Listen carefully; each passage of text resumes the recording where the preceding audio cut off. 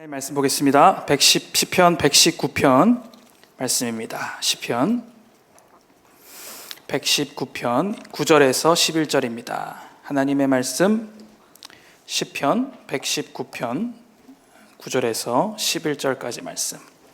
시편 119편 9절에서 11절까지 말씀을 저와 여러분이 함께 합독하시겠습니다. 같이 읽겠습니다. 시작.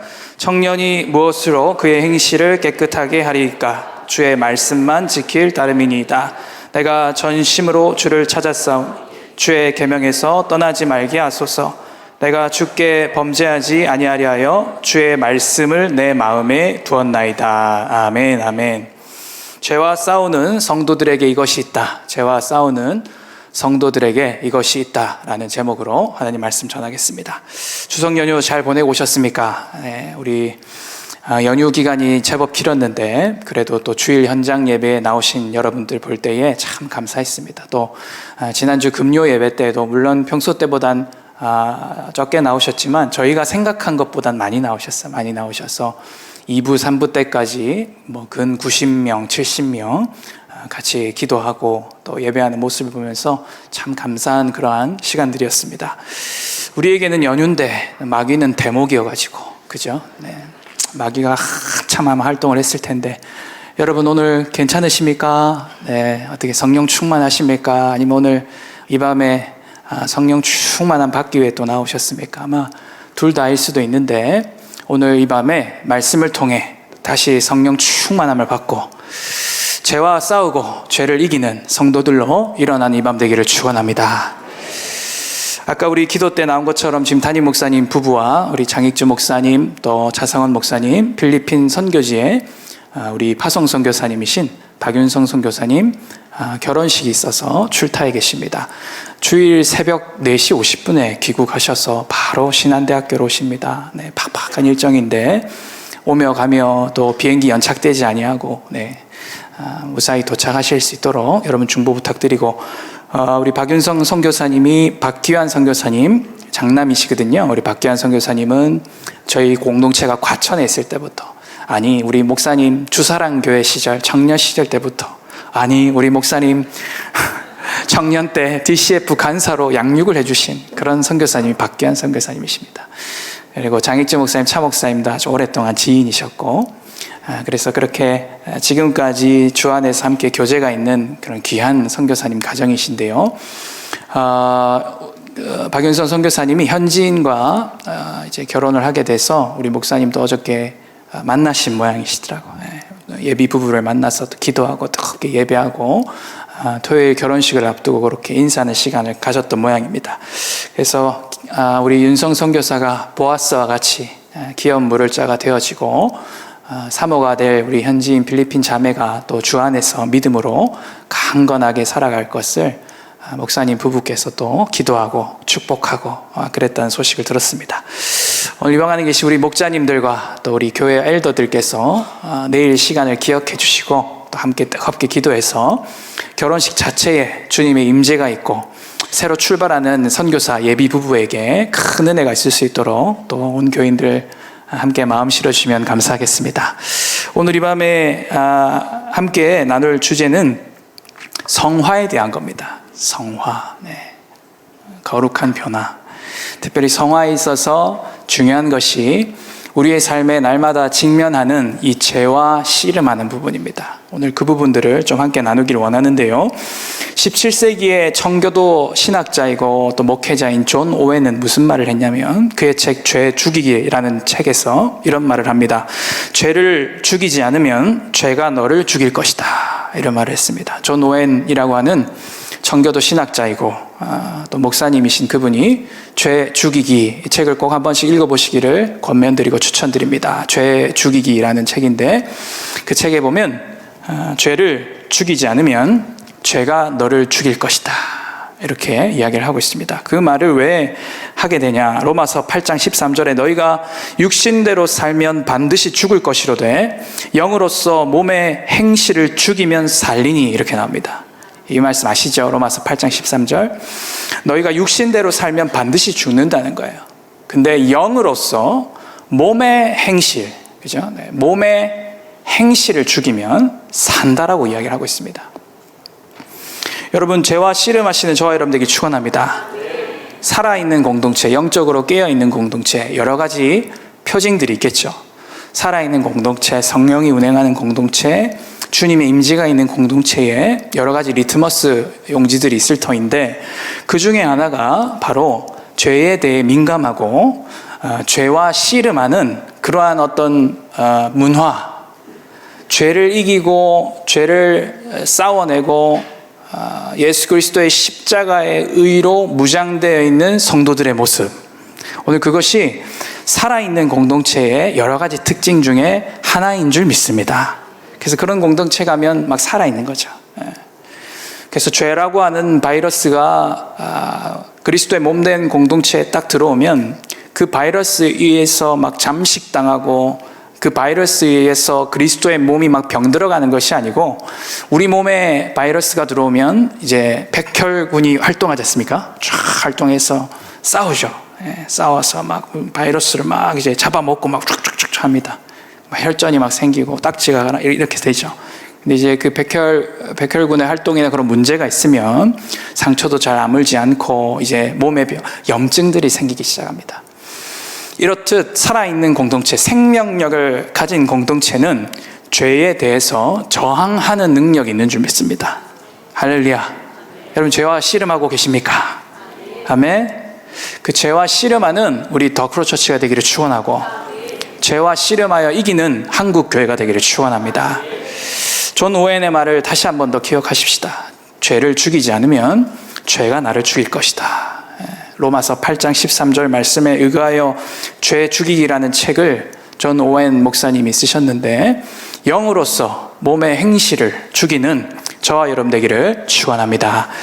죄와 싸우는 성도들에게 무엇이 있을까? 오늘 제가 세 가지를 말씀을 드릴 것입니다. 죄와 싸우려는 의지가 있고 말씀에 순종하려는 씨름이 있다를 이야기할 것이고, 두 번째는 전심으로 주를 찾고 매일 회개하고 자백한다를 제가 또 나눌 것이고, 끝으로 세 번째는 말씀이 텍스트가 아니라 인격으로 경험되는 애가 있다. 오늘 이 세 가지 말씀 또 주제를 가지고 함께 나누도록 하겠습니다. 먼저 첫 번째입니다. 자, 첫째, 우리 자막 보시면서 우리 같이 읽겠습니다. 시작. 죄와 싸우려는 의지가 있고 말씀에 순종하려는 씨름이 있다. 아멘. 우리 오늘 본문 9절 말씀 같이 읽겠습니다. 오늘 본문 시편 119편 9절입니다. 같이 읽습니다. 시작. 청년이 무엇으로 그의 행실을 깨끗하게 하리까? 주의 말씀만 지킬 따름이니이다. 아멘. 여기 이제 청년이 이렇게 나오니까 이 말씀은 청년에만 해당하는 거다 이렇게 생각하실 수 있는데, 유엔의 정의에 의하면 만 65세까지가 청년입니다. 여기 청년들 아멘. 할렐루야. 여기밖에 없습니까? 여기 청년들 아멘. 만 65세까지 청년이에요. 청년이 무엇으로 그의 행실을 깨끗하게 하리까? 주의 말씀만 지킬 따름이니이다. 이 시편 기자의 화두는 뭡니까? 자기의 행실을 깨끗하게 하는 거예요. 제가 18살에 거듭나고 19살에 소명을 받고 20대 때 대학 생활을 하면서 참 뜨겁게 신앙생활을 했습니다. 그때 저의 가장 큰 화두는 바로 이거였어요. 어떻게 하면 내 행실을 깨끗하게 할까? 어떻게 하면 거룩해질 수 있을까? 어떻게 하면 예수님도 알 수 있을까? 어떻게 하면 내가 예수님과 같이 변화될 수 있을까? 요즘에 왜 그런지 모르겠는데, 제가 그때가 처음 사랑의 때거든요. 18살에 거듭나서 여름 수련회 때 거듭났습니다. 여름 수련회 때 뭐 좋은 동기로 수련회 간 것도 아니고, 부산에 제 모교회 회장이 제 친구인데, 고등학교 2학년 회장이 제 친구인데, 그때 이제 뭐 이 방 안에 지금 저희 와이프도 있습니다만 다 아는 스토리고 워낙 많이 들어서 여러분들 다 아실 겁니다.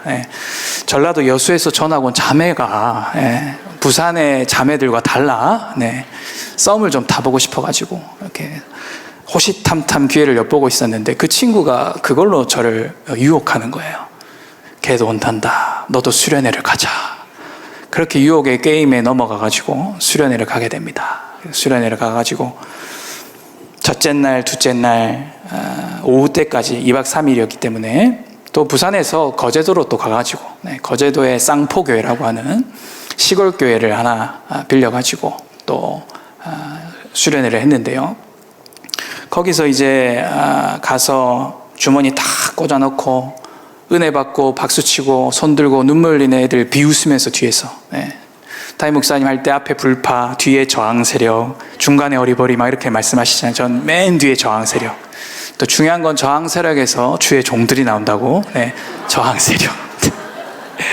그랬는데 둘째 날 밤에 그 쌍포교회 근처에 있는 한 폐교를 담당 전도사님이 빌리셔가지고 캠파이어를 하고 이제 집회를 하는데 2000년 전에 예수님께 침 뱉고 못 받고 채찍질한 것은 로마 군병이 아니고 바로 너희들이다. 이 말에 제가 꼬꾸라져서 그 여름 별이 쏟아질 것만 같은 그 폐교 캠파이어 다 바닥바닥 하면서 불이 타고 그곳에서 무릎에 운동장 바닥에 모래바닥에 무릎을 꿇고 펑펑 울면서 하나님 제가 죄인입니다. 내가 죄인이라는 게 깨달아지는 밤이었어요. 8살 때부터 교회를 다녔죠. 8살부터 교회를 다녔고 깎아 신앙으로 친구 전도에 의해서 8살부터 교회를 다니다가 10년 뒤인 그 전에 저는 예장 고신 측에서 신앙생활을 했기 때문에 중1 때 학습을 받고 학습 문답을 하고 학습이 뭔지 아시죠? 우리 장로교 출신들은 이제 교리 공부를 웨스터민스터 소요리 문답으로 교리 공부를 하고 세례 교인 되기 전에 6개월 전에 교인들 앞에서 손을 들고 당신이 죄임을 시인하십니까? 아멘. 예수님이 당신의 구세주인 것을 인정하십니까? 아멘 하고 앉는 거예요. 그게 학습입니다. 그리고 6개월 동안 지켜보는 거죠. 이 사람이 진짜 신앙 고백한 대로 사는가. 그 이후에 이제 장로교니까 이제 세례를 주는 겁니다. 그게 이제 제 중2, 중3 요 시즌에 만 15세 때 일어난 일이죠. 그래서 사람들이 보는 그 앞에서 교회 앞에서 하나님 앞에 가서 교회 앞에서 세례를 받고 신앙 고백을 하고 했었습니다. 하지만 제 삶은 전혀 예수님과 불가분의 관계인 삶이었죠. 그런 삶을 살아가다가 18살에 수련회에서 그것도 좋은 동기로 간 것이 아니고 아주 인간적인 동기로 간 그런 수련회에서 하나님이 저를 덮치셨습니다. 주님이 저를 만나시고 그렇게 변화되어진 이후에 고3 때 하나님 제가 수능 공부를 해야 하는데 이렇게 주님 저를 세게 만나주시면 어떡하십니까? 제가 신학을 해야 합니까? 아니면 제가 소원하는 바 사범대학교를 가야 합니까? 그렇게 일주일 점심 금식을 하면서 한 끼 금식을 하면서 작정 기도를 하게 됩니다. 그때 성서 유년에서 나온 매일 성경이라는 큐티책으로 큐티하면서 월, 화, 수, 목, 금, 토, 일 이렇게 내가 일주일 동안 점심을 금식하며 큐티하며 이제 그때가 2월이었습니다. 2월이었고 저 때만 해도 공부를 많이 시키던 때라 2월에 보충 수업이 있었고 특별히 고3들은 아침에 2월인데도 8시까지 나와서 오후 5시까지 석식 먹기 전까지 그렇게 공부를 시키던 때였습니다. 그래서 점심시간 될 때 저 혼자 정독실에 내려가가지고 큐티를 하면서 월화수목 아무 일도 일어나지 않고 금요일에 다 큐티를 하는데 사도행전 20장 24절 나의 달려갈 길과 주 예수께 받은 사명 곧 하나님의 은혜의 복음을 증거하는 일을 마치려 하면은 나의 생명조차 조금도 귀한 것으로 여기지 아니하노라. 이 말씀이 툭 튀어오르더니 제 인격과 영혼육을 팍 태워버린 거예요. 그래서 그 고등학교 정독실 바닥에서 떼굴떼굴 구르면서 하나님 제 생명조차 귀한 것으로 여기지 아니하고 복음 증거하는데 제 생명, 제 삶을 올인하겠습니다 하고 19살 2월에 제가 목회자로서의 소명을 받게 됩니다. 그렇게 소명을 받고 좋은 멘토께서 너 그 고신대 신학과 지나갈 생각하지 말고 공부를 엥가이 하니 여기서 엥가이라 하면 경상도 말로 충분히 하니 이런 뜻입니다. 공부를 엥가이 하니까 니는 수능 점수 맞춰가지고 그냥 일반 대학교 들어가서 술 안 마시고 MT 때 버티기, 예수 안 믿는 것들 전도하기, 그 다음에 세상 학문 배우면서 주님 발견하기 이런 거 해봐라. 그렇게 기가 막힌 멘토링 해주셔가지고 제가 수능 점수 맞춰서 이제 대학교에 들어가고 인문학을 하고 사회학을 하고 그러면서 이제 군대도 갔다 오고 군대가 아니고 공익입니다. 공익도 갔다 오고 눈이 나빠가지고 마이너스 10 라식이 되지 않는 그런 눈을 갖고 있습니다. 지금 렌즈 끼고 있고 굳이 이런 표현을 하는 이유는 저는 현역을 갖고 싶었는데 신체적인 사유 때문에 그랬다라는 것입니다. 좌우지간 그렇게 이제 제 20대를 서울 올라오기 전에 저는 서울에 양재에 소재한 횃불 트리니티 신대원에 MD부가 이제 합격이 되면서 올라왔기 때문에 이제 25살 때까지 부산에서 있으면서 저는 정말 죄 죽이기,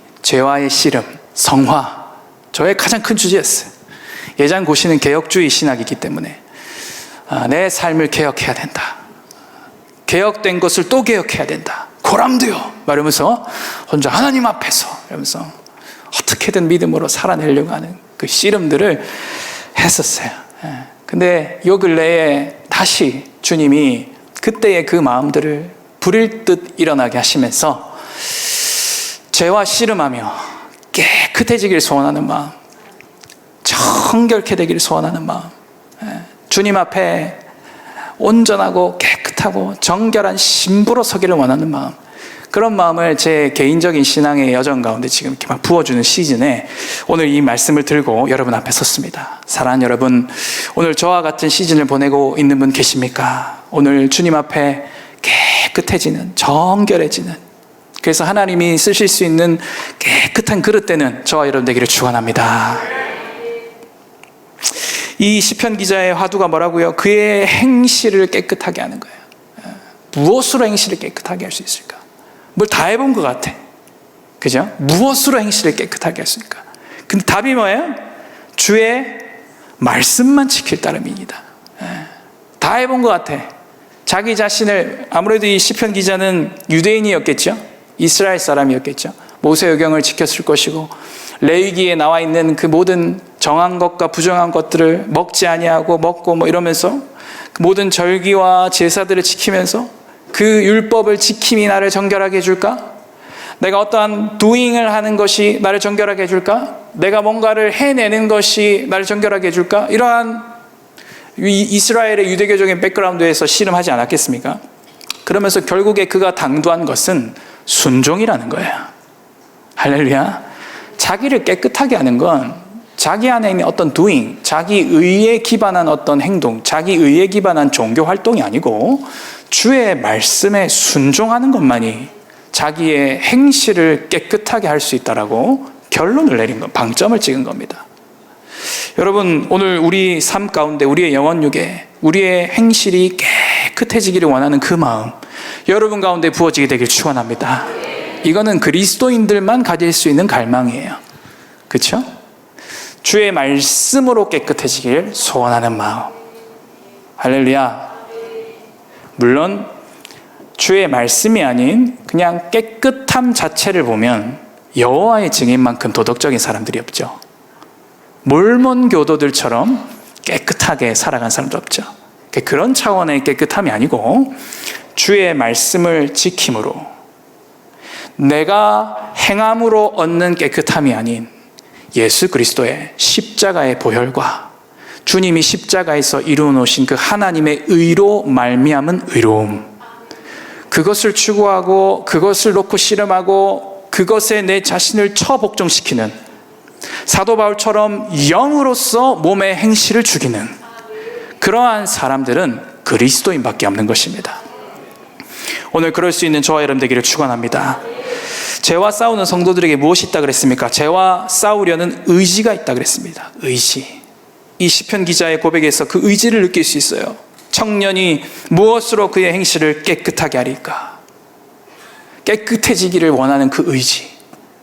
오늘 이 밤에 여러분들에게 그렇다, 하나님 집에 금그릇, 은그릇, 질그릇 여러 그릇 있지만 주님이 쓰시는 그릇은 뭐라고요? 깨끗한 그릇이다. 박한수 목사님 저희 교회 영동 프라자에 있을 때도 오셨고 한 두어 차례 오셨는데 제가 잊지 못하는 한 센텐스가 있습니다. 이렇게 약간 하시고 하시잖아요. 왜 거룩해지려고 하는 거예요? 이렇게 하시나요? 박한수 목사님 이렇게 왜 거룩해지려고 하는 것입니까? 약간 안 비슷하네. 약간 아무튼 이렇게 약간 이렇게 왜 거룩해지려고 하느냐? 하나님께 쓰임받기 위해 거룩해져야 된다. 딱 데피니션을 해주셨는데 팍 왔어요. 왜 거룩해지려 하는가? 도대체 왜 우리는 거룩을 도전해야 되는가? 주님은 깨끗한 그릇을 사용하실 수 있습니다. 아멘? 그 거룩한 주의 보혈로 말미암아 깨끗해진 그릇. 제가 계속 강조하죠. 우리 한국 사람들의 심리에는 유교적 기독교, 불교적 기독교, 샤머니즘적 기독교라고 하는 혼합주의가 깔려있기 때문에 거룩을 이야기하고 의로움을 이야기하면 바로 자기가 뭘 해야 될지 자동적으로 생각하고 있습니다. 그래서 제가 의도적으로 계속 보혈로 말미암은 거룩함이라고, 십자가의 의로 말미암은 나의 의라고 계속 강조드리는 거예요. 할렐루야. 그걸 주장하는 거죠. 왜 거룩해지려고 하는가? 쓰임받기 위해서다. 사랑하는 여러분, 죄와 싸우는 성도들은요, 그 10년 가운데 먹고 사는 문제를 넘어 부르심을 이루기를 원하고 하나님 나라를 위해 살기를 소원하는 마음이 있거든요. 그 소원함 때문에 세상 사람이 시키지 않고 세상 사람들은 야, 그것도 죄의 범주에 들어가? 라고 하는 것조차도 그것 붙들고 막 씨름하는 거거든요. 씨름하고 또 회개하고, 야, 그것까지 회개하는 건 너무 좀 광신적인 거 아니야? 할 정도로. 같은 크리스천이 봐도 그건 좀 아니지 않나? 라고 할 정도로. 근데 어떻게 기도의 자리만 가면 성령님이 그게 죄라는 거야. 그냥 주님 앞에 회개하고 깨끗해달라고, 주의 보혈로 정결하게 해달라고. 그렇게 서는 성도들의 삶의 이면에는 뭐가 있냐? 생존을 넘어 경쟁을 넘어 부르심대로 살기를 소원하는 마음이 있거든요. 그 마음 때문에 죄와 씨름하시거든요. 사랑하는 여러분, 우리가 죄와 씨름하되 우리의 마음에 그 씨름하는 동기가 온전해지고 깨끗해지는 이 밤이 되기를 축원합니다. 할렐루야. 일단 가장 먼저 기초적인 것들 이야기하자면 죄와 싸우려는 의지 회복하자 그랬습니다. 오늘 이 밤에 열혈 우리 크리스천들도 계시지만 오래간만에 또 오시고 또 추석 연휴 6일 동안 마귀 한참 대목일 때 죄 가운데 범죄한, 그래서 오늘 밤에 기도하면서 또 주님 앞에 나아가기 위해 오신 여러분들도 현장과 또 유튜브를 통해 계실 텐데, 죄와 싸우려는 의지, 청년이 무엇으로 그 행실을 깨끗하게 하리까 라고 하는 그 화두, 그것이 여러분들의 영혼육에 다시 한 번 더 리마인드 되어지는 이 밤이 되기를 축원합니다. 죄와 싸우려는 의지가 있고 말씀에 순종하려는 씨름이 있다 그랬습니다. 그렇죠? 죄와 싸우려는 의지를 또 이야기하고 말씀에 순종하는 부분을 이야기할 때에 우리가 한 가지 짚고 넘어야 될 것이 있습니다. 그건 뭐냐면 바로 죄의 정의에 대한 부분입니다. 자, 우리 요한복음 16장 9절 말씀 같이 읽겠습니다. 요한복음 16장 9절 시작. 죄의 대열함은 그들이 나를 믿지 아니하며. 아멘. 죄는 뭐라고요? 예수님을 믿지 않는 게 죄입니다. 죄는 뭐라고요? 예수님을 믿지 않는 게 죄예요. 그래서 죄는 불신앙입니다. 그래서 그 불신앙의 뿌리에서 죄의 열매들이 나옵니다. 그래서 사도 요한은 그의 책에서, 그의 서신서에서 육신의 정욕, 안목의 정욕, 이생의 자랑이라고 죄의 열매를 표현했고, 사도 바울은 그의 책, 그의 로마서라든지 갈라디아서에서 육체의 행실은 분명하다, 현저하다라고 하면서 우상숭배, 방탕, 음란, 호색, 분당, 당짓기, 싸움, 분내, 이런 것들을 쭉 이야기하고 있습니다. 그게 이제 죄의 열매들입니다. 근데 그 죄의 열매들을 아무리 제거를 해도 시즌이 되면 계속 열리죠. 맞습니까? 시즌이 되고 상황과 환경이 갖춰지면 바로 죄의 열매가 맺힙니다. 그러면 그 죄의 열매를 완전히 도말하기 위해서는 뭐가 바뀌어져야 되느냐? 뿌리가 바뀌어져야 되는 거예요. 근데 그 뿌리는 뭐냐? 불신앙이에요. 요한복음 16장 9절이 분명히 정의 내리기를 죄는 예수님을 믿지 않는 것이 죄입니다. 예수님을 믿지 않는 것이 죄예요. 다른 말로 제 표현으로 표현하자면 주님과의 관계가 신앙이고 믿음의 중요한 에센스가 바로 관계이거든요. 관계. 주님과의 관계가 신앙입니다, 여러분. 신앙은 뭔가를 지켜내는 것 그 이상입니다. 신앙은 주일 성수하고 헌금하고 기도하고 성경 보고 하는 doing 그 이상입니다. 신앙의 본질은 관계입니다. 고아에서 하나님 자녀 된 거예요. 창기에서 신부가 된 것입니다. 아멘. 아무것도 없던 지옥 갈 자가 하나님 나라의 상속자가 되어버린 거예요. 정체성이 바뀌고 하나님과의 관계가 새롭게 되어지는 것. 주 예수 그리스도 믿기 전에는 하나님과 우리는 무슨 사이입니까? 원수. 원수. 성경엔 enemy, 적입니다. 적. 하나님과 적이었던 우리, 그게 관계 설정이거든요. 근데 예수 그리스도를 믿고 나니 관계가 바뀌어버린 거예요. 그 신앙은 그래서 관계입니다. 신앙은 관계에 대한 거예요. 근데 이 죄는 뭐냐면 관계를 자꾸 비틀어버리는 거예요. 불신앙이란 게 뭐냐면 자꾸 관계를 비틀어버리는 거예요. 선악과가 왜 있습니까?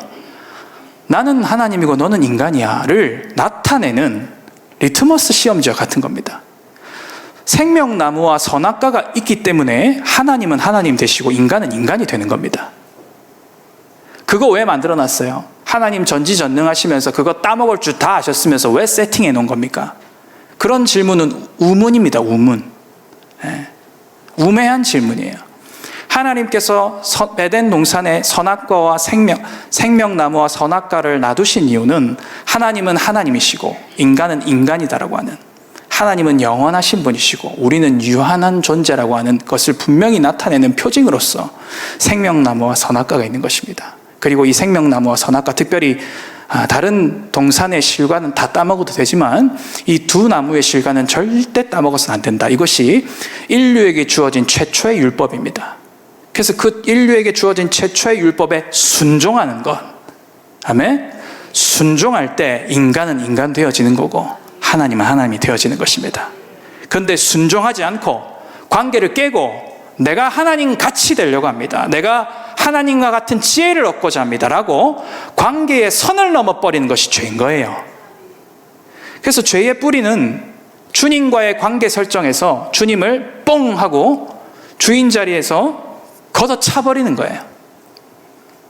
그래서 사형리의 그림에 보면 동그란 삶이 있고 의자가 있고, 예수 믿기 전에는 그 의자에 내가 앉아 있고 예수님 밖에 계시고, 예수님 믿고 나면 동그란 삶의 우리의 바운더리 속에 그 의자에 십자가 예수님이 앉아 계시고 우리는 의자 밑에 있고, 그 그림 생각나십니까? 그게 주인이 바뀌는 거죠. 내 마음의 한 자리, 가장 귀한 그 자리 주오셔서 다스리소서라고 하는 고백을 해낼 줄 아는 사람들, 그 사람들 우리는 일컬어 뭐라 그럽니까? 그리스도인이라 그럽니다. 할렐루야. 서로 죄와 씨름하기 위해서는 죄에 대한 정의가 분명해야 되는데 그 죄는 무엇이냐면 예수님을 믿지 않는 게 죄예요. 여러분, 우리 삶 가운데 예수님을 믿지 아니하고 주님과 불가분의 관계로 삶을 매니징하고 있는 영역들이 뭔지를 성령님께 꼭 조명해 달라고 하십시오. 아멘? 주님과의 관계 속에서 주님이 노터치하는 영역이 있을 수 있어요. 유독 부르심의 문제, 진로의 문제는 뜨겁게 기도하는데 자녀의 문제, 이런 것들은 기도 많이 안 할 수도 있고, 자녀의 문제는 막 금식하면서 기도를 하는데 재정의 문제는 별로 크게 기도 안 하고 어떻게 써야 되고 어떻게 흘려보내고 별로 고민 안 하고 그냥 되는 대로 사는, 내가 벌어서 내가 쓰는데 뭐 이럴 수도 있고, 재정 문제는 붙들고 막 기도하는데 교회에 봉사하고 교회에서 뭔가 이벤트가 있고 행사가 있고 셀리도 하지 않으시겠습니까? 뭐 이런 거 올 때는 또 그런 건 굳이 기도 안 하고 바로 카트 하시고 막 이럴 수도 있고. 이해되어져요? 사람들마다 다 특장점이 있단 말이지. 어떤 영역은 막 뜨겁게 기도하고 주님 개입해 주소서 하는데 어떤 영역은 아예 기도할 생각조차 하지 않고 말씀 앞에 그것을 갖고 내어가서 기도하며 씨름하지 않는 영역들이 있단 말이에요. 그럼 우리의 행실이 깨끗해지고 거룩해지고 주님과 닮아간다고 하는 것이 무엇이냐? 주님이 모든 영역에 다 개입하시는 거. 할렐루야. 다 개입하시도록. 내 마음은 그리스도의 집이라는 책 다 읽어보셨죠? 아주 얇은 책입니다. 아직 못 읽어보셨으면 꼭 읽어보십시오. 5분 만에 읽습니다. 소책자입니다. 네. 내 마음은 그리스도의 집. 내 마음이 그리스도의 집인데 주 예수 그리스도께 마스터키를 내어드린 자, 그게 참 그리스도인이라는 거예요. 근데 우리의 삶에 구원받았는데 미성숙한 그리스도인들은 마스터키 안 준다. 주님 1번 방 키만 드리겠습니다. 제 마음의 방에 재정방, 관계방, 직업방, 부르심방 여러 방들이 있는데 주님 1번 방만 들어오세요. 그런 모습들. 그래서 미성숙한 그리스도인들의 모습 가운데는 어느 영역은 참 성장해 가는 것 같은데 어떤 상황과 환경과 어떤 사람들을 만났을 때 저 사람이 신앙인이 맞나? 라고 퀘션 마크가 드는 이유는 그 영역까지 우리 주님의 손이 안 닿아 있는 것입니다. 주님과의 관계 가운데 그 영역까지는 아직 주님의 손자국이 묻어 있지 않는 거예요. 사랑하는 여러분, 죄와 씨름하고 죄와 싸우실 때 오늘 이 밤에 죄가 무엇인지 명확하게 성경적으로 정의를 하시고 죄의 대열함은 그들이 나를 믿지 아니함이요 라고 했는데 예수 그리스도 그분과의 관계 가운데서 죄가 낱낱이 드러나는 은혜가 여러분 삶 가운데 있게 되기를 축원합니다. 할렐루야. 그래서 죄하면 내가 지은 범죄를 떠오르는 거 그거 1단계. 근데 점점 단계가 올라갈수록 회개하고 자백하고 내가 지은 죄가 무엇인가를 생각할 때에 관계에 초점을 맞춰서 내가 이것을 통해 주님의 마음을 아프게 한 건 아닐까? 내가 이 행동을 한 내 동기와 태도는 무엇일까? 이렇게 뿌리로 자꾸 찾아가는 회개와 자백이 나오는 그런 저와 여러분 되기를 축원합니다. 그래서 점점 죄의 열매, 가지를 따는 차원에서 이제 시간이 지나면 지날수록 뿌리부터 새롭게 되어지는 은혜가 저와 여러분 삶 가운데 있게 되길 축원합니다. 자신의 행실을 깨끗하게 하려 하는 동기를 우리가 다시 한번 살펴보십시다. 오늘 시편 기자는 청년이 무엇으로 그의 행실을 깨끗하게 하리까? 라고 질문하고 있는데 저와 여러분들의 삶 가운데 우리의 행실, 몸의 행실을 죽이면서까지 사도 바울은 날마다 죽는다 그랬거든요. 영으로서 몸의 행실을 죽인다라고 바울은 이야기했습니다. 그러면 이렇게 성령으로 주의 말씀으로 내 몸의 행실을 죽이면서까지 깨끗해지려고 하는 태도와 동기는 무엇이 되어야 되는가? 제가 믿기로 그것은 사랑이어야 합니다. 아멘? 사랑이어야 합니다. 주님을 사랑함으로 나의 행실을 깨끗하게 하려 해야 합니다. 아멘.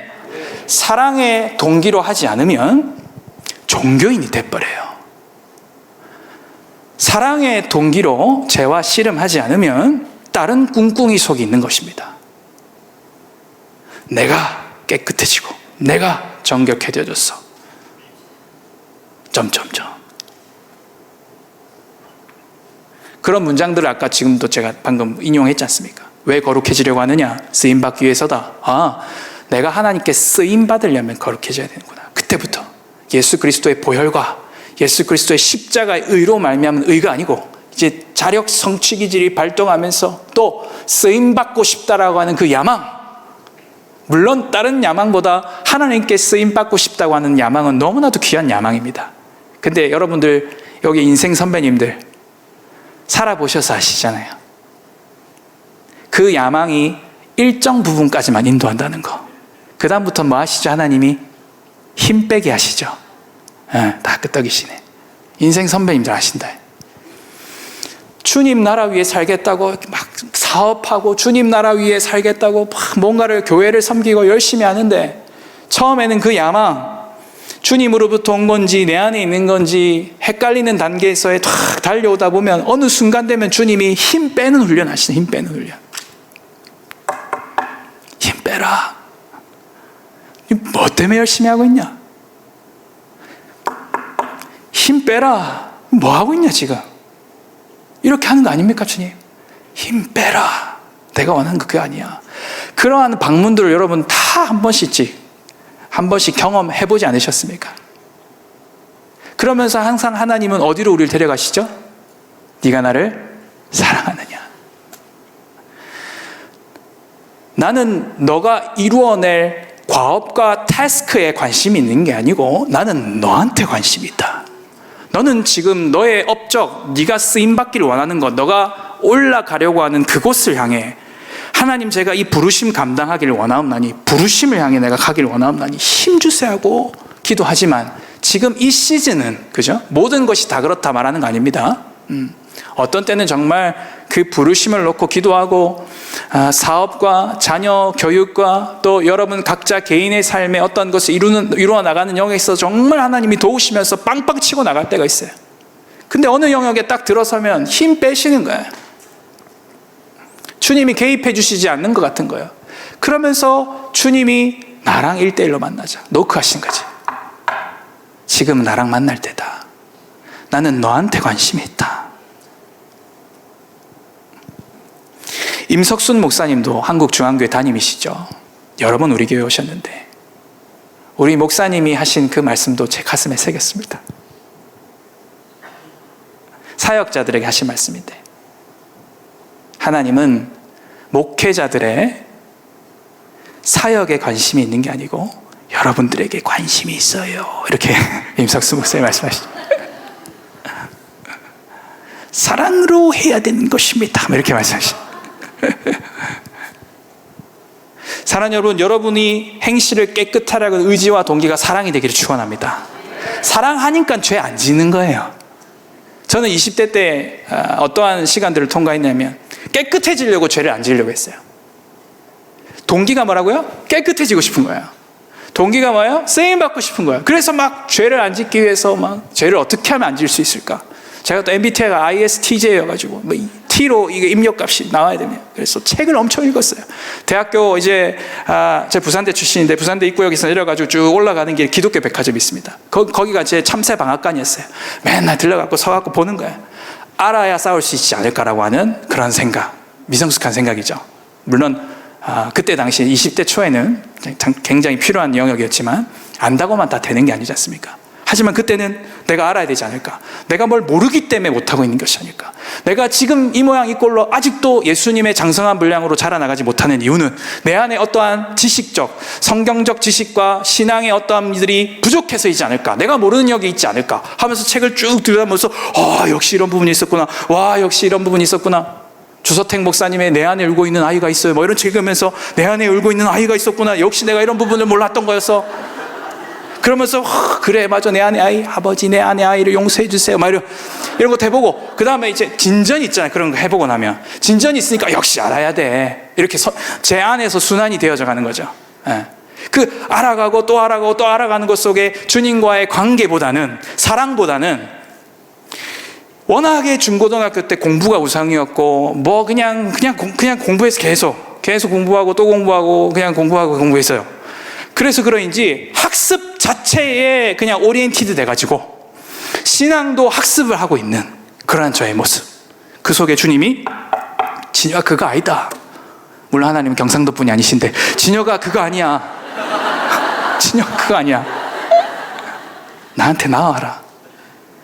그래가지고요 어느 시즌에는요 그렇게 사랑에 대해 이야기하시는 거예요. 너 왜 깨끗해지려고 하니? 나 사랑하니? 너 나 사랑해? 그 관계 설정을 다시 해주시는 거예요. 여러분, 사랑하면 사랑하는 사람이 싫다는 거 안 하게 돼 있습니다. 그렇죠? 관계로 풀어가는 관계로. 성경 조항의 1계명부터 10계명 이게 있으니 이거 하면 안 돼, 이거 하면 안 돼, 이거 하면 안 돼. 이거는 율법 초등교사적인 방법이고, 사도 바울의 용어를 빌리자면 초등 학문적 수준의 죄와 싸우는 것이고, 우리가 장성한 분량으로 자라나가면서는 관계 가운데 죄와의 씨름이 시작되어져야 되는 거야. 그러면서 우리 속에 사랑의 동기로 말미암은 죄와의 씨름, 깨끗해지려고 하는 동기, 그것이 필요한 것이에요.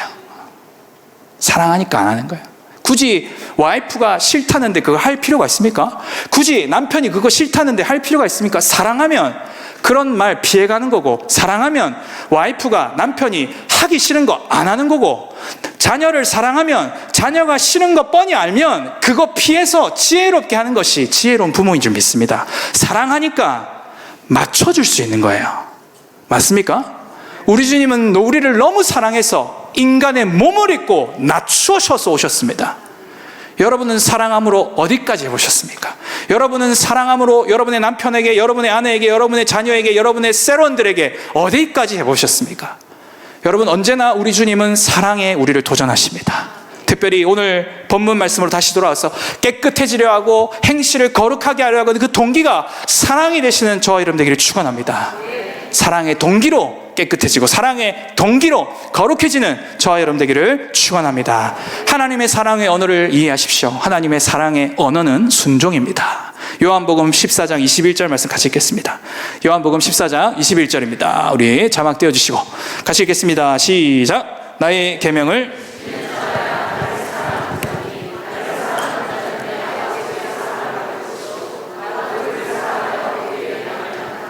아멘. 나의 계명을 지키는 자라야 나를 사랑하는 자다. 순종하면 사랑하는 자다. 아멘.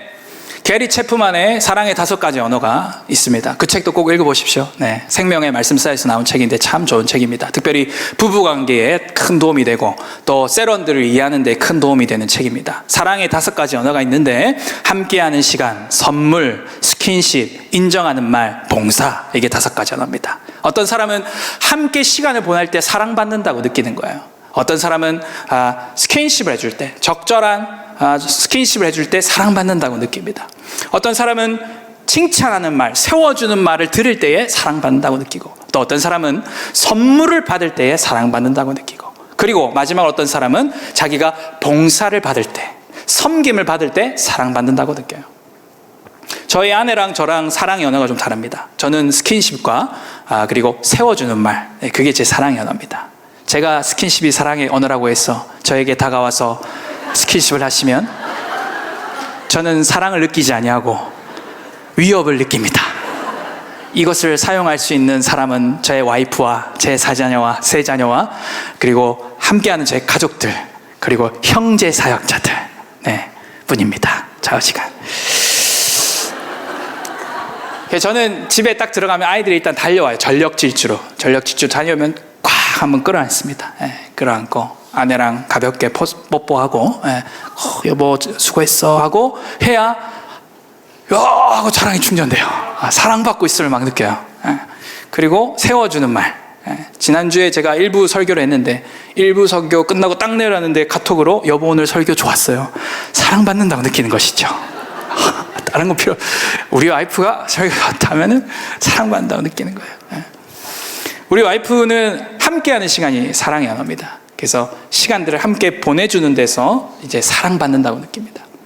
그래서 우리 사역자들은 주 6일 근무에 이제 월요일이 휴무인데 저희 와이프가 16개월 터울로 아이를 낳았지 않습니까? 지금 심지어 뱃속에 4번째 자녀가 딸입니다. 딸, 아들, 딸. 끝내주죠. 네.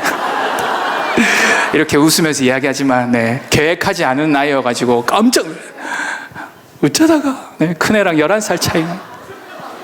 마치 태명이 지막입니다. 지막이 마지막 지막 지막인데 딸인데 뱃속에서 엄청 움직여요. 좌우지간. 그래서 함께하는 시간, 월요일에 휴무 날이지 않습니까? 그러면은 아이들 어린이집 보내고 나면 이제 10시쯤 되지 않습니까? 그러면 그때 저희 교회가 해양 빌딩에 있었기 때문에 서초동에 제가 살았거든요. 그러면 이제 반드시 이렇게 집에 가서 도로 디비자는 게 아니고 디비자한 다음에 이제 들어 누워서 자다 이런 뜻입니다. 들어 누워 자는 게 아니고 이제 10시 오전 일정을 시작하는 것이죠. 설해마을 브런치 카페나 신사동 카페나 이런 데 한번 찍습니다. 그래서 커피로 속을 달래고 점심 맛있는 거 먹고 그 다음에 애들 하원 시간 딱 맞춰가 데리고 가면 우리 애들도 기다려요. 그래서 우리 아이들에게 선생님이 그랬다던가 어느 요일이 제일 좋아했더니 월요일이요 그랬대요. 아빠랑 하는 시간을 기다리는 거예요. 그러면은 한강공원 갈 때도 있고 저기 두물머리 갈 때도 있고 두물머리 가갖고 그냥 핫도그 하나 먹는 거예요. 아이들은 막 너무 좋아해요. 두물머리 갈 때도 있고 어떨 때는 그냥 서초 롯데마트 갈 때도 있고 어쩔 때 양재이마트 갈 때도 있고 어떨 때 코스코 갈 때도 있고 그렇게 시간을 보내는 거야. 그걸 끝나면 안 돼. 저녁도 밖에서 먹고 저녁 밖에 먹고 끝나면 안 돼요. 한강공원 가서 이제 반포 거기가 물줄기 나오잖아요. 그런 거 보고 물 멍 때리고 있고, 그러고 여력이 되면 어디 한 번 더 찍고 들어가고 이런 식으로 그렇게 이제 풀 랭스로 쫙 시간을 보내고 나면 우리 와이프는 그때 16개월 터울로 새 아이를 제가 또 그때 K압 디렉터였어가지고 우리 목사님이 해외 안식이 걸려있는 해에 한국 기도회 집 디렉터가 돼가지고 목사님 땜빵으로 해외를 참 많이 나갔었어요. 한 번 나가면 일주일 2주 갔다 스리랑카는 혼자서 5일 동안 갔다 오고 그랬거든요. 그러면 혼자서 새 아이를 완전 그냥 독박 육아를 하는 그 와이프를 위해 시간을 비워가지고 그렇게 하루 종일 함께 있는 겁니다. 그러면 우리 아내는 이 유기를 살아갈 힘을 얻는 거예요. 그리고 저희 아내의 사랑의 언어는 또 선물입니다. 그래서 해외 사역 다 갔다가 오면 이렇게 루즈 하나라도 사오고, 자 이렇게 올리브영에서 뭐 향수 만지작거리나 딱 보고 있다가 저거를 딱만 기억해놨다가 이렇게 사오고, 이제 이러면은 아내는 너무 사랑받는 느끼는 거지 이제. 그 조그만한 건데 여기 계신 남자분들이요, 유튜브를 통해 시청하시는 남자분들, 여자는 자그마한 것에 감동을 받으시더라고. 제가 왜 이렇게 일하냐면 공처가여서 그런 게 아니고, 아버지가 외양선 타시지 않습니까? 그래서 해외에 8개월에서 1년 나갔다가 한국에 2, 3개월 들어오시고, 그러니까 아버지가 계신데 부재 중인 아버지 상이 제 안에 있습니다. 항상 집에 가면 어머니가 혼자 계시고, 그래서 동생 낳아달라고 해가 쫄라가지고 7살 밑에 제 남동생이 있어요. 지금 한 권역에 이제 집사로 셀리더로 섬기고 있는데, 그러니까 집에 가면 늘 엄마 혼자 계신 거예요. 그러면 엄마 혼자 장남이 내버려 둘 수 있겠습니까? 이제 이막 이야기하는 거야. 엄마 학교에서 무슨 일 있었고, 엄마가 저거 와이셔츠 좀 다려. 예, 엄마 와이셔츠 다리고, 교복 와이셔츠 다리고. 설거지는 안 시키셨어요. 설거지는 안 시켰는데 그러는 거예요. 그러니까는 어떤 부분 어머니와의 그러한 유년기 시절을 보내면서 여자의 마음이란 걸 알았던 것 같아요. 홀로 계신 어머니. 아버지가 또 한국에 오시면 굉장히 건강한 파더링으로 우리를 돌봐주시고 그런 분이 아니셨어요. 지금도 예수님을 믿지 않으셔서 저희 가족의 큰 기도 제목인데, 해외 일을 오래 하고 오시니까 주로 이제 주무시고, 약주하시고, 담배 태우시고, 아들 오랜만에 보면 캠핑이라도 좀 가고, 그지? 영화라도 좀 보고, 목욕탕이라도 좀 가고, 이러면 좋을 텐데, 주로 댁에 계셨어요. 댁에 계시고, 누워 계시고. 그래서 어떤 부분 제 안에 그런 부분들이 있습니다.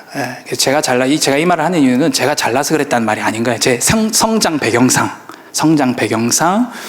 아내가 16개월 터울로, 물론 이제 연도수는 13년생, 14년생, 16년생입니다. 그렇게 이제 1살 차이, 2살 차이 이렇게 나는데 터울이 16개월 터울이에요. 거의 연년생을 삼으로써 육아 독박을 하는 모습을 보면서 이제 제가 집에 들어갈 때마다 나에게 십자가는 가정 안에서 아내를 사랑하고 자녀들과 함께 보내는 것이다. 가정에서만큼은 자기 십자가를 진다고 했을 때 그 십자가의 영성은 그렇게 나와야 되지 않을까가 제 안에 이제 갖고 있는 십자가 영성의 가정 영역에서의 해석입니다. 그래서 그렇게 믿음으로 그렇게 살아내는 부분들, 제 안에 고민들입니다. 사실 그런 부분들이. 좌우지가 뭔 얘기하다가 사랑의 언어 이야기하다가네. 각자 사랑의 언어가 다 다를 거예요. 근데 하나님은 여러분들이 순종하면 사랑받는다고 느껴요. 함께하는 시간 이건 다 인간의 언어들이에요. 근데 하나님의 사랑의 언어는 요한복음 14장 21절 말씀처럼 나의 계명을 지키는 자라야 나를 사랑하는 자다. 아멘. 순종하는 자가 사랑하는 자다. 그 말인 거예요. 순종할 때 여러분들이 정말 말도 안 되는 순종을 해낼 때 우리 하나님 막 사랑받는다 느끼시는 거예요. 쟤는 정말 나를 사랑하는 자구나. 할렐루야. 하나님의 말씀에 순종함으로 주님을 사랑하시는 저와 여러분 되기를 축원합니다. 죄와 싸우는 성도들에게 죄와 싸우려는 의지가 있고 말씀에 순종하는 씨름이 있다고 했는데, 오늘 이 밤에 의지와 그 씨름이 다시 새롭게 되어지는 저와 여러분 되기를 축원합니다. 두 번째입니다. 우리 자막 보시면서 둘째 같이 읽겠습니다. 우리 둘째 띄워주십시오. 전심으로 주를 찾고 읽습니다. 시작. 전심으로 주를 찾고 매일 회개하고 자백한다. 자, 오늘 본문 10절 말씀 같이 읽겠습니다. 10절. 오늘 본문 10절 읽습니다. 시작. 내가 전심으로 아멘. 내가 전심으로 주를 찾았사오니 주의 계명에서 떠나지 말게 하소서.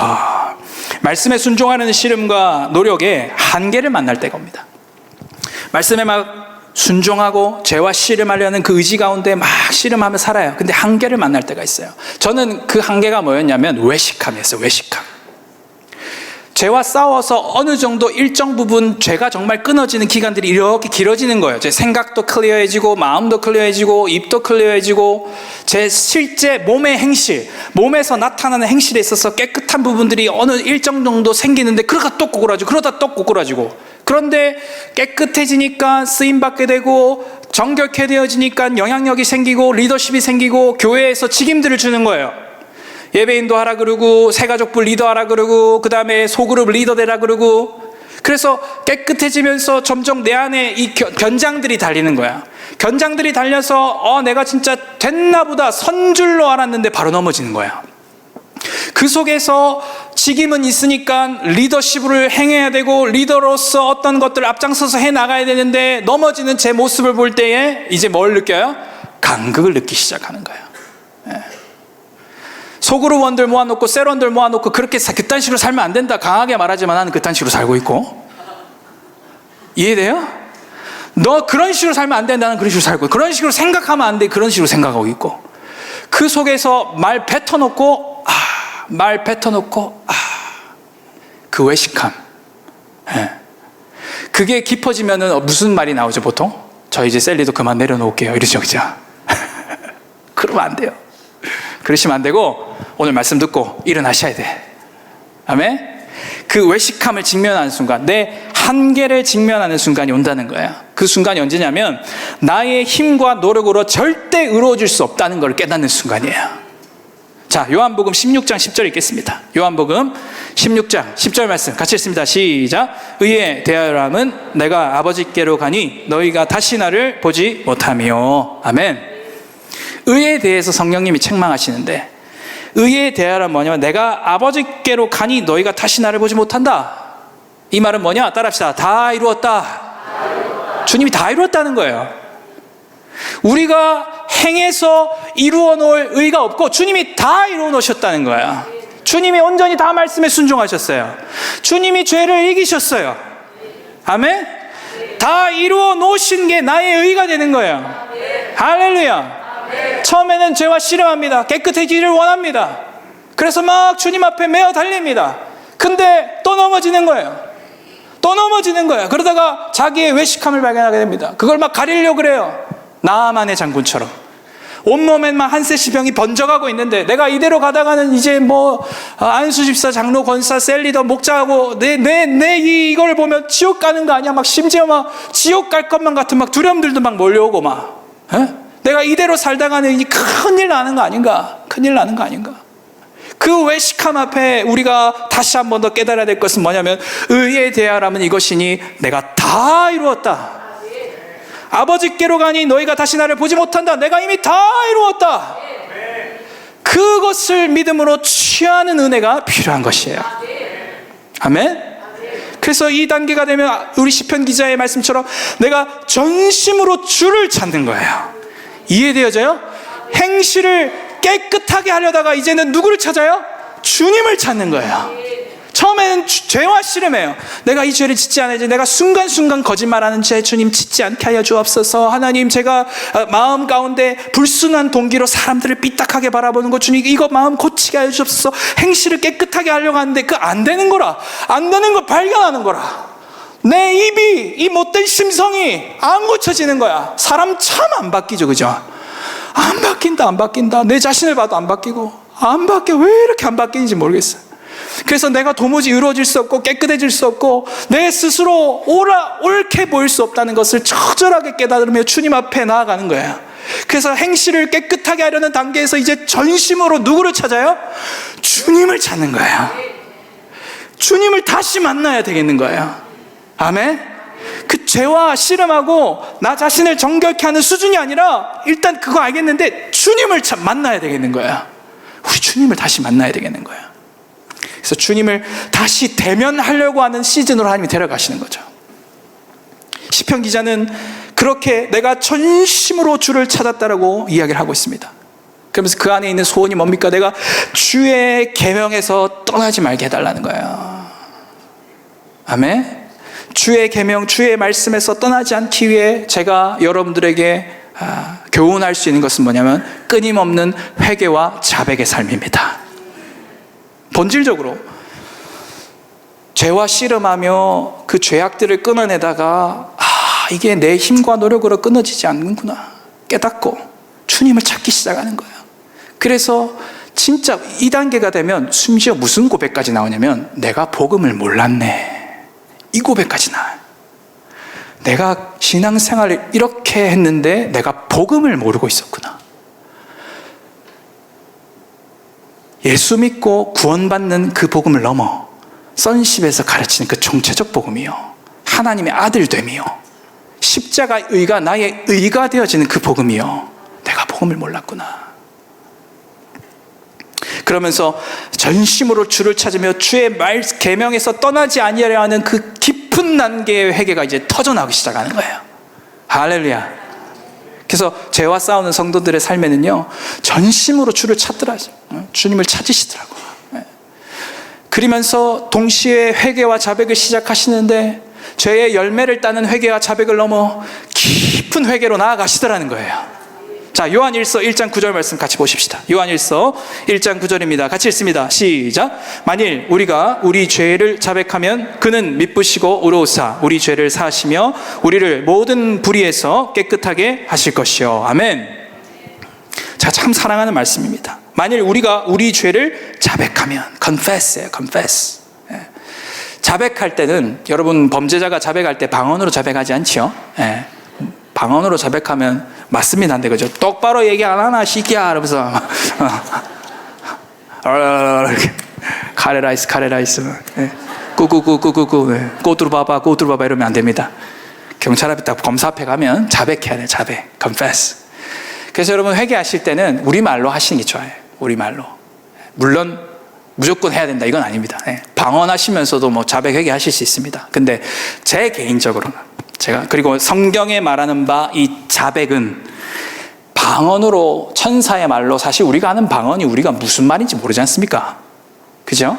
그 방언을 알아듣는 건 통변의 은사를 받은 사람이어야 되는데, 그래서 내 방언을 통변의 은사를 받은 자가 통변을 해줘서 아는 것이지, 저는 방언과 통변 은사를 다 받아서 내가 방언하는 걸 내가 뭐 하는지 알 수 있습니다. 그 사람은 가짜의 확률이 높습니다. 아시겠습니까? 서로 예언은 예언하는 자를 통하여 견제가 되어지는 거예요.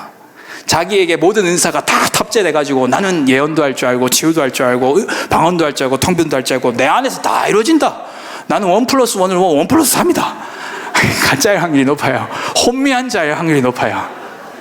주님은 그리스도의 몸에 은사를 그런 식으로 주시지 않습니다. 우리 주님은 독불장군을 원하지 않으세요. 독불장군. 우리 주님조차도 12제자 모아가지고 사역하셨어요. 그쵸? 좌우지간. 자백할 때에 우리말로 하면 참 좋습니다. 우리말로. 하나님 담백하게 제가 이러한 죄를 지었습니다. 용서해 주옵소서. 짧더라도 분명하게.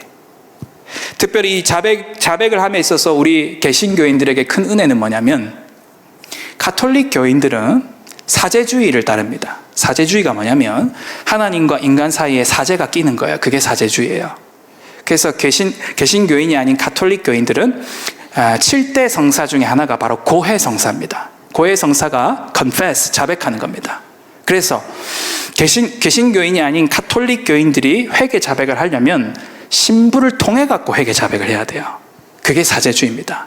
그래서 내가 주님 앞에 나아가서 회개 자백했을 때 죄 용서함이 오는 게 아니고 중간에 사제가 껴요. 그래서 사제가 그 죄가 소죄인지 되죄인지를 일단 분별을 합니다. 소죄라 함은 고백과 자백을 통해서 사함을 받을 수 있는 죄를 소죄라고 하고, 되죄라 함은 그 고백만으로는 되지 않는 게 되죄입니다. 이게 양영주 목사님이 쓰신 책, 당신은 진짜 거듭나요, 그 책에 나오는 내용, 저도 그 책을 통해 알았습니다. 그래서 소죄는 내가 인간의 행위로, 이 가톨릭은 행위구원이기 때문에 이 검정 박스 안에 들어가지고 신부님 제가 고백할 게 있습니다 하면 이제 문 딱 열죠. 문 딱 뭐 말해라, 요런 죄를 지었습니다 하면 바로 용서가 오는 게 아니고 행위가 같이 와요. 네가 기도 몇 시간 하고 뭐 성경 봉사 몇 시간을 하면 죄가 사해진다. 이렇게 행위가 따라 나와요. 아시겠습니까? 그래서 사제가 그 행위를 주고 일주일 동안 그걸 하고 다시 사제 신부님 다 했습니다. 성부와 성자와 성령의 이름은 네 죄를 사하노라. 신부가 네 죄 사해졌다 해야 죄가 사해져요. 그게 사제주의예요. 근데 우리는 만인 제사장주의. 여러분이나 나나 제사장이다. 베드로전서 말씀에 의하여 우리는 다 왕같은 제사장들이다. 할렐루야. 대제사장 되신 예수 그리스도, 아멘. 그분은 한 분 중보자신데요, 그분이 십자가에서 이루어놓으신 의, 십자가에서 이루어놓으신 은혜 중에 하나는 뭐냐면 예수 그리스도를 믿는 하나님의 백성들을 제사장들로 부르셨다는 거예요. 그래서 우리는 하나님과 인간 사이에 이 사제가 낄 필요가 있다 없다? 없다. 여러분들이 제사장들이시기 때문에. 그래서 여러분들은 예수 그리스도 십자가 대제사장이시고 참 사제이신, 가톨릭 용어로 굳이 표현하면, 근데 우리 성경의 말로 표현하면 대제사장이시고 한 분 중보자이신 예수 그리스도를 통하여 아버지께 용서를 받는 거예요. 아멘. 그래서 여러분들이 회개 자백하면 예수 그리스도께서 십자가에서 이루어놓으신 의와 용서로, 은혜로 여러분 하나님께로부터 죄사함을 받는 것이에요. 아멘. 그래서 요한일서 1장 9절 다시 띄워주시고, 그는 미쁘시고 의로우사 우리 죄를 사하시며, 할렐루야. 미쁘시다가 신실하다는 뜻입니다. 주님의 신실함과 주님의 의로우심이 나왔어요. 왜 나왔을까? 주님의 신실하심과 죄가 사해지는 것은 무슨 상관이 있는가? 우리 하나님은 신실하시기 때문에 우리가 예수 그리스도 한 분 중보자이신 주님의 십자가를 의지하여 회개할 때마다 용서해 주시고, 회개하면 또 용서해 주시고, 회개하면 또 용서해 주시고, 그렇게 신실하신 분이 우리 하나님이십니다. 아멘. 때로는 우리 성도들 중에는 내가 이제 어제 회개했는데 또 어떻게 회개합니까? 내가 나 역시도 자녀를 키우지만 자녀가 똑같은 짓 계속 반복하면 나도 용서해 주기 싫은데 내가 염치와 체면이 있지. 그놈의 체면 문화. 염치와 체면이 있지 내가 또 어떻게 회개합니까? 하고 회개를 안 하는 목이 곧은 남성 동지들이 있을 수 있어요. 근데 여러분, 주의 말씀을 의지하여, 요한일서 1장 9절 말씀을 의지하여 우리 주님은 신실하세요. 아멘. 여러분이 회개 자백하면 또 용서해 주시고, 회개 자백하면 또 용서해 주시는 분이 우리 하나님이십니다. 아멘. 날마다 샤워하듯이, 날마다 보혈로 샤워하시는 저와 여러분 되기를 축원합니다. 계속 회개 자백하셔야 돼요. 할렐루야. 성령님이 깨닫게 해주시는 것, 성령님이 조명해 주시는 것, 그것 회개 자백하십시오. 사제주의처럼 신부가 콕콕 집어주는 거, 그거 회개 자백하는 수준이 아니고, 우리 안에 계신 성령님, 우리 안에 계신 보혜사이신 성령 하나님을 의지하여 그분이 조명해 주시는 그것 가지고 회개 자백할 때 신실하신 그 주님이 날마다, 여러분이 회개할 때마다 그리스도의 십자가 때문에 여러분들의 죄를 사해 주시고 깨끗해 하시는 것을 믿으시기를 축원합니다. 또한 그분은 의롭다 하셨습니다. 회개 자백과 죄 사함 받는 것과 하나님의 의는 무슨 상관이 있을까? 하나님은 의로우시기 때문에 하나님이 죄 없다 해야 없어지는 거예요. 아멘. 사제가, 사람이 내가 회개, 기도, 자백한 횟수가 그 죄 사함의 어떠함을 결정해 주는 게 아니고, 의로우신 하나님이 너 죄 없어, 내 아들 예수 그리스도의 십자가에서 이미 그 죄는 다 도말되었기 때문에 너는 죄가 없다라고 선포해 주실 때에, 그때에 죄가 도말되어지는 것이에요. 그래서 미쁘시고 의롭다 할 때 그 의로우신 하나님의 의로운 속성과 성품이, 그래서 이 요한일서 1장 9절 말씀에 나오는 것입니다. 사랑하는 여러분, 자백하시되 신실하시고 의로우신 우리 주 하나님을 의지하심으로 나아가는 저와 여러분 되기를 축원합니다.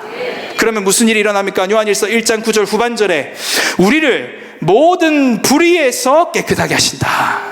할렐루야. 불의에서 깨끗하게 하시는 거예요. 아멘. 그래서 여러분 삶 가운데 깊은 회개가 열리길 축원합니다. 아멘. 깊은 회개, 뿌리까지 닿는 회개. 제가 어떤 부분 20대에 열등감이 좀, 아무래도 파더링의 그런 이제 결여가 있다 보니까 20대 때 참 열등감이 많았습니다. 그래서 21살 때였나요? 22살 때였나요? 대학부 예배 인도를 딱 하고 내려왔는데, 그때 어떤 부분 연습한 대로 되지 않았어요. 정말 연습을 열심히 했거든요. 비전공자니까 그때 저 당시에는 이제 캠퍼스 워십, 심영진 목사님 캠퍼스 워십이 가장 많이 듣는 청년들 사이에서. 그래서 그거를 이곡 카피에와라라고 다 비전공자. 서울은 막 숭실대, CCM 학과, 막 버클리 음대 막 이렇잖아요. 지방은 안 그래. 다 비전공자, 다 비전공자. 그러니까는 이제 시켜놓으면 나 리더니까 그 사람들보다 내가 더 많이 들어야 된다, 이런 생각을 갖고 있었어요, 제가. 그래서 귀에 못이 박히도록 듣는 거야. 베이스가 어떻게 치고 어떻게 들어가고. 그래서 드럼 연습을 조금 티미하게 해오면 야, 그거 그렇게 해야 돼 라고 이제 가르쳐줘야 되니까. 그렇게 열심히 들었었거든요. 근데 죽을 쓴 거야, 예배 때. 죽을 썼는데 예배 설교가 시작되는데 제가 팍 튀어 올라갔어요. 이렇게 우리 본당 1, 2층 구조로 저희 모교회가 돼 있었거든요. 1층에서 2층 올라가는 계단에 털썩 주저앉고 펑펑 울고 있었어요. 왜 울었냐면 틀린 것도 틀린 건데 쪽팔리는 거라. 시쳇말로 내가 이렇게까지 연습했는데 하면서 막 펑펑 울고. 그때 위로해 준 분이 박정익 목사님이셨습니다. 제 모교회 첫 번째 셀리더가 박정익 목사님인데 지금 수련교회 지금 같은 시간에 금요기도 하고 계시던데, 그 위로해 주는 거 위로해 주는데, 진혁아 네가 너무 잘하려고 애쓰지 마라. 잘했다. 너 그거 교만일 수 있다 그러더라고요. 너 주님 앞에 예배한 거 맞니? 맞아요 형님. 근데 너 그거 하나 틀렸다고 지금 이렇게 울고 있는 거는 너의 완벽함이고 뭐 하나님께 예배 받으시 뭐 이런 거냐? 그건 아니죠. 네가 지금 울고 있는 게 교만일 수 있어. 하나님께 감사해. 틀릴 수도 있지. 뭐 그런 거 가지고 그러냐? 제가 너무 쪽팔려서요. 제가 못하는 것 같아가지고요. 아니야. 그렇게 제 안에 있는 낮은 자존감과 열등감이 팍 드러났거든요.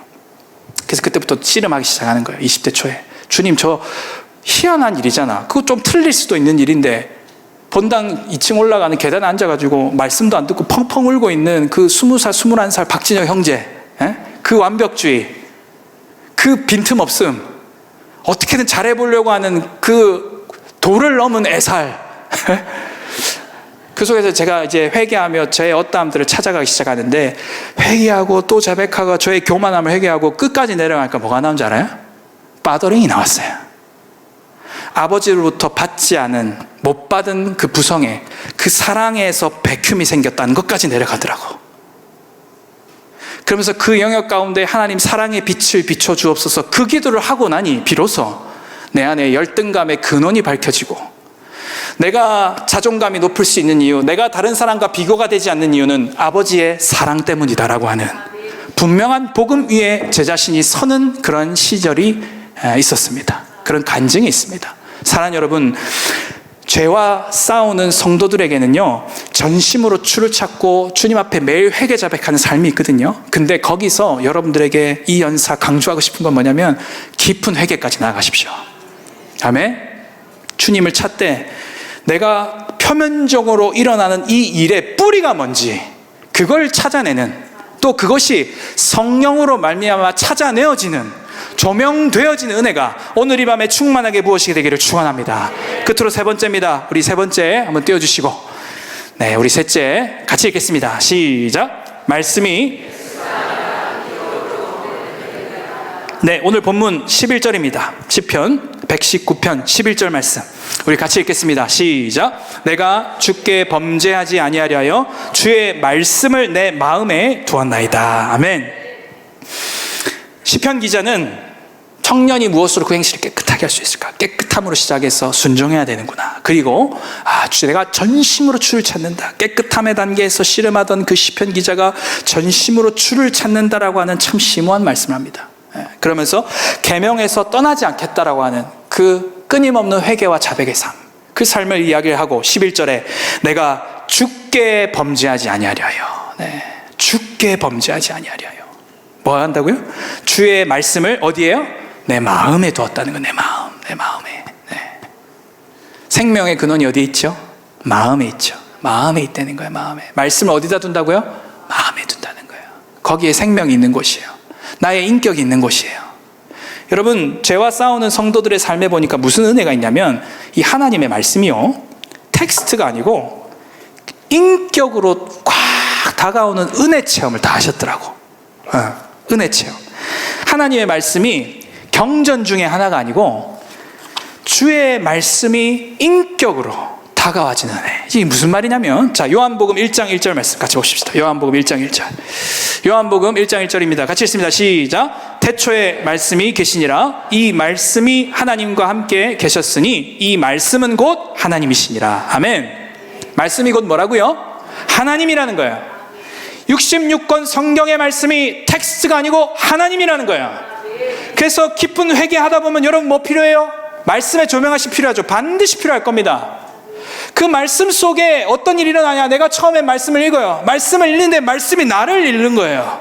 이해되죠? 나는 텍스트를 읽어내려고 하고 있는데 그 말씀이 나를 읽는 거예요. 나의 패부, 나의 중심, 나의 동기, 내가 지금 왜 그런 계획을 짜고 있는지, 내가 지금 왜 그런 마음을 받고 있는지, 내가 왜 그런 생각을 하고 있는지, 나의 정서 속에 왜 그러한 두려움이 언습해오는지, 나는 왜 그 사람에 대해 이런 생각을 하고 있는지, 말씀이 나를 읽어내려가기 시작하는 은혜가 부어지더라는 거예요. 왜냐하면 말씀은 경전 중에 하나가 아니고, 말씀은 그냥 텍스트가 아니고, 말씀은 하나님이시기 때문에, 인격이신 하나님이시기 때문에, 그래서 이 말씀이 인격적으로 경험되어지는 은혜가 죄와 싸우는 성도들의 삶에 있다라는 거예요. 마음에 들어오는 거야. 아멘? 그냥 머리에 1계명, 2계명, 3계명, 4계명, 10계명 이게 아니고 마음으로 들어온다는 거야. 주의 말씀이 내 마음에 든다는 거야. 사랑하는 여러분, 오늘 이 하나님의 말씀이 텍스트가 아니고 인격으로 다가오는 은혜가 있게 되기를 축원합니다. 우리가 인격적인 만남을 만났다라고 할 때 그것은 무엇을 말합니까? 지정의가 동반된 만남입니다. 알고, 느끼고, 의지적으로 액션이 있고, 그게 지정의죠. 그렇죠? 그래서 하나님이 우리를 인격적으로 만난다고 하실 땐 그분은 내 이름을 아시고, 나를 향한 감정이 있으시고, 나를 향한 뜻, 의지가 있으시더라고. 그 인격적 만남. 여러분 삶 가운데 그런 하나님의 인격적 만남이 다시 한번 오늘 이 맘 있게 되길 축원합니다. 여러분, 주님은 여러분의 이름을 아세요. 내 이름 아시죠? 그죠? 내 이름을 아시는 분이 우리 하나님이십니다. 그리고 우리의 머리털까지 다 세심 받으시고, 우리가 뭐에 강점이 있고 뭐에 약점이 있는지를 아시고, 우리의 모든 삶의 모든 여정을 다 아시는 분이 우리 하나님이십니다. 우리를 너무 잘 아세요.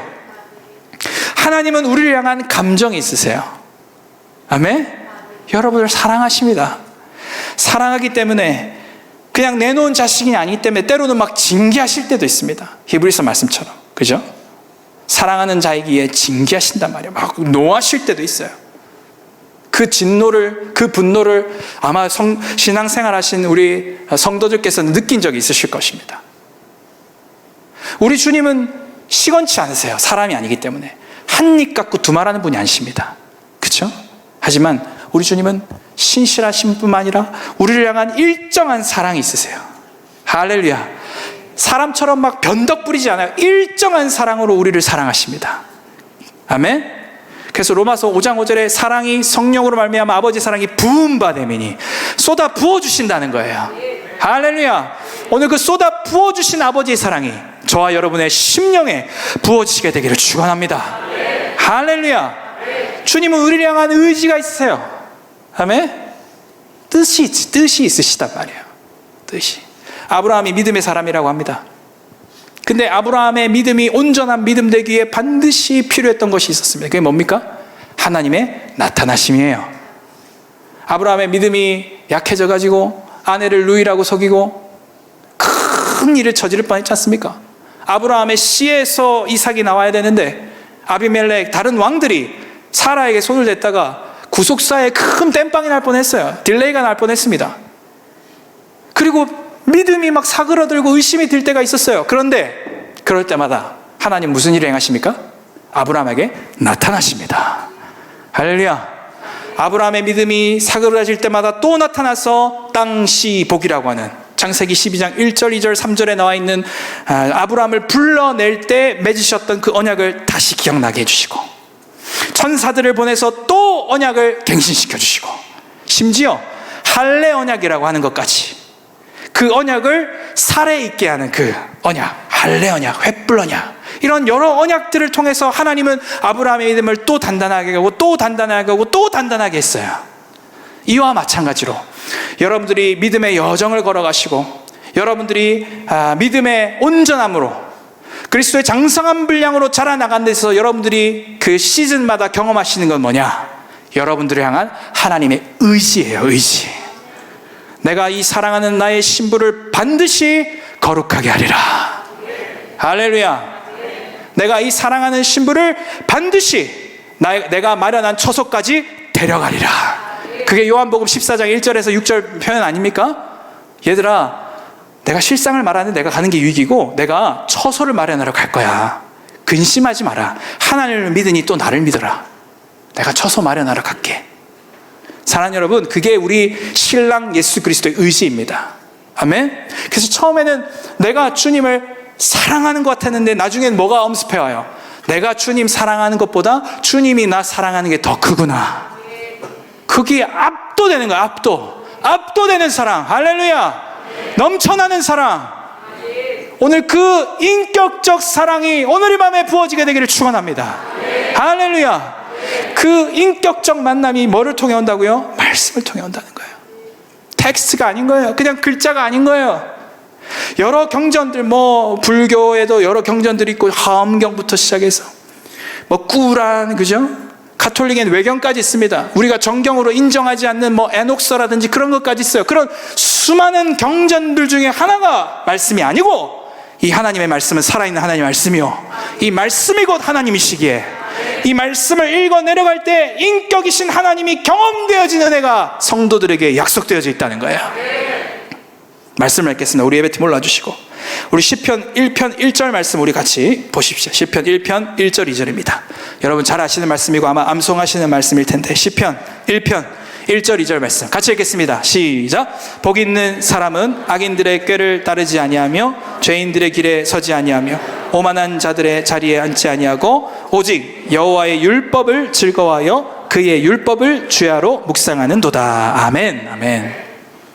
제가 한 시즌에 몇 달 안 됐습니다. 시편 1편 1, 2절 말씀을 주님이 계속 암송하게 하시는 거예요. 그 요 앞에 앉아가지고 서가지고 계속 그 말씀을 계속 그 핸드폰으로 시편 1편 2절 영어로도 암송했다가 한글로도 암송했다가, 그래 내 인생의 참복이 뭘까? 악인들의 꾀를 따르지 않고 죄인들의 길에 서지 않고 오만한 자들의 자리에 앉지 않고 오직 여호와의 율법을 즐거워하여. 오직 여호와의 율법을 즐거워하여. 목회하다 보면 이런 거 없겠어요? 악인들의 꾀를 따르고 싶은 생각들 들지 않겠어요? 죄인들의 길에 서고 싶은 생각들이 목회 때 안 오겠습니까? 유혹들이 있지 않겠습니까? 오만한 자들의 자리에 앉고 싶은 그러한 유혹들이 목회하면 오지 않겠습니까? 오겠지요? 이렇게 새파랗게 젊은 종에게도 이러한 죄의 유혹들이 넘실넘실 다가오는데요, 그러한 때에 이 시편 기자, 특별히 다윗은 뭐라고 하냐? 오직 여호와의 율법을 즐거워한다는 거예요. 저는 이게 어떻게 읽혔느냐? 하나님을 즐거워하는 거예요. 할렐루야. 하나님을 즐거워하는 거예요. 주님이 my delight, 하나님이 나의 참 즐거움이 되시는 거예요. 여호와를 기뻐하는 것이 나의 힘이 되는 거예요. 주님을 사랑하는 것이 내 사역의 엔진이 되는 거예요. 아멘. 그러면서 뒤에 그의 율법을 주야로 묵상하는 자로다. 이 묵상이 메디테이트가 아니고 히브리어로 하가입니다. 읊조리다는 말입니다. 밤낮으로 주의 말씀을 계속 입 밖으로 읊조린다는 거예요. 아멘. 그게 복 있는 사람이라는 거예요. 여러분, 이 말씀이 텍스트를 넘어 하나님으로 경험되어진 은혜가 여러분 가운데 있게 되기를 축원합니다. 참 복은 무엇이냐? 하나님의 말씀이 막 즐거워지는 거예요. 그 말씀이 하나님이시기에 하나님으로 인하여 내가 기뻐하는 거예요. 앞으로 제 인생길 목회를 하며 내가 이루어놓은 혹은 주님의 은혜로 말미암아 이루어지게 될 그러한 사역의 어떠한 결과물들이 기쁨이 되지 아니하고, 어떤 사람이, 자녀가, 아내가, 어떠한 사람들이 나의 기쁨이 되지 아니하고, 내가 주님 앞에 섰을 때에 주님 오직 여호와의 율법으로 말미암아 내가 즐거워합니다. 나 그렇게 고백할 수 있을까 하면서 이 앞에서 한 시즌을 계속 주빌릴 때 기도하며 주님 앞에 머물렀던 적이 있습니다. 사랑하는 여러분, 참복이 무엇일까요? 성도에게 있어서 가장 큰 복은 무엇일까요? 시편 1편 1, 2절이 여러분의 참 복이 되시기를 축원합니다. 말씀을 맺겠습니다. 우리 첫 번째, 죄와 싸우는 성도들에게 무엇이 있냐면, 먼저 죄와 싸우려는 의지가 있고 말씀에 순종하려고 하는 씨름이 있다 그랬습니다. 오늘 이 밤에 죄와 싸우려는 의지가 다시 일어나게 되길 축원합니다. 씨름을 다시 하십시오. 아멘.